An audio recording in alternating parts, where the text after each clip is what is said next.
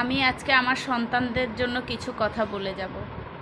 তো কথাগুলো শুনে রাখবা। সন্তানের জন্য মা বাবার কিছু অসাধারণ কথা, ভালো লাগলে আপনাদের সন্তানকেও পড়তে দিন, শুনতে দিন। প্রিয় সন্তান, আমি তোমাদেরকে 3টি কারণে এই কথাগুলো বলছি। জীবন, ভাগ্য এবং দুর্ঘটনার কোনো নিশ্চয়তা নেই। কেউ জানে না সে কতদিন বাঁচবে। আমি তোমাদের মা। যদি আমরা তোমাদেরকে এই কথাগুলো না বলি, অন্য কেউ বলবে না। যা বলছি তা আমার নিজের ব্যক্তিগত তিক্ত অভিজ্ঞতা থেকে বলছি। এটা হয়তোবা তোমাদেরকে অনেক অপ্রয়োজনীয় কষ্ট পাওয়া থেকে রক্ষা করতে পারে। জীবনে চলার পথে এগুলো মনে রাখার চেষ্টা করবা।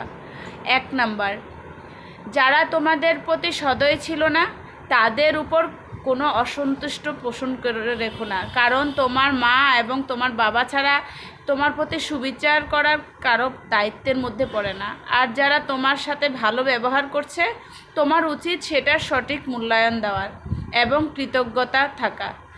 তবে তোমার সতর্ক থাকতে হবে এই জন্য যে প্রতিটি মানুষেরই পদক্ষেপে নিজ নিজ উদ্দেশ্য থাকতে পারে। একজন মানুষ আজ তোমার সাথে ভালো, তার মানে এই নয় যে সে সবসময় তোমার সাথে ভালো থাকবে। কাজে খুব দ্রুত কাউকে প্রকৃত বন্ধু ভেবো না। 2 নাম্বার, জীবনে কিছুই অপরিহার্য নয় যা তোমার পেতেই হবে। একবার যদি তুমি এই কথাটার গভীরতা অনুধাবন করবে, তখন জীবনের পথ চলা অনেক সহজ হবে। বিশেষ করে যখন বহুল প্রত্যাশিত কিছু হারাবে কিংবা তোমার কথাকথিত আত্মীয় স্বজনের তোমার পাশে পাবে না। 3 নাম্বার, জীবন সংক্ষিপ্ত।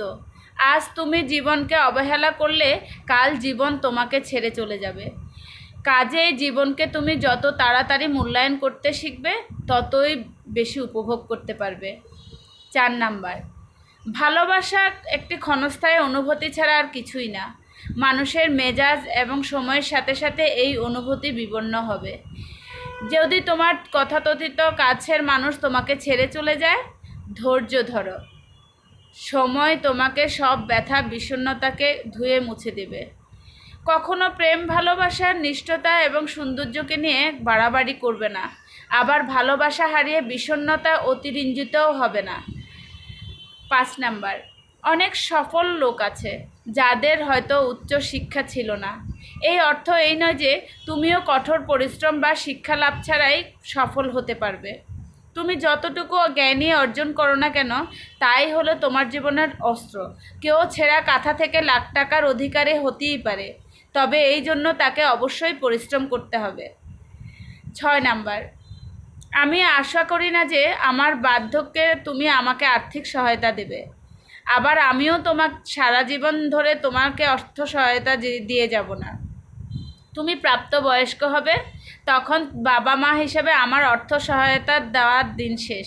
তারপর তোমাকে সিদ্ধান্ত নিতে হবে, তুমি কি পাবলিক পরিবহনে যাতায়াত করবে নাকি নিজস্ব গাড়িতে চড়বে, গরিব থাকবে না ধনী হবে। তুমি তোমার কথার মর্যাদা রাখবে, কিন্তু অন্যদের কাছে তা আশা করো না। মানুষের সাথে ভালো ব্যবহার আচরণ করবে, তবে অন্যরাও তোমার সাথে ভালো থাকবে তা প্রত্যাশা করবে না। যদি তুমি এটা না বুঝতে পারো, তবে তুমি অপ্রয়োজনীয় যন্ত্রণা পাবে।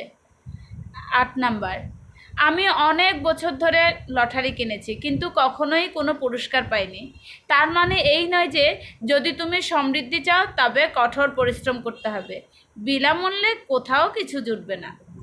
9 নাম্বার, তোমার সাথে আমি কতটা সময় থাকবো সেটা কোনো ব্যাপার না, বরং চলো আমরা আমাদের একসাথে কাটানো মুহূর্তগুলো উপভোগ করি, মূল্যায়ন করি। ভালোবাসার সফল তোমার মা বাবা। বাবাটি বা মাটি হলেন একজন সাইকোলজিস্ট, একজন হংকংয়ের টিভি সম্প্রচারকারী। তার কথাগুলো বয়োজ্যেষ্ঠ, বয়োকনিষ্ঠ, বৃদ্ধ কিংবা তরুণ, শিশু, আমাদের সবার জন্য প্রযোজ্য।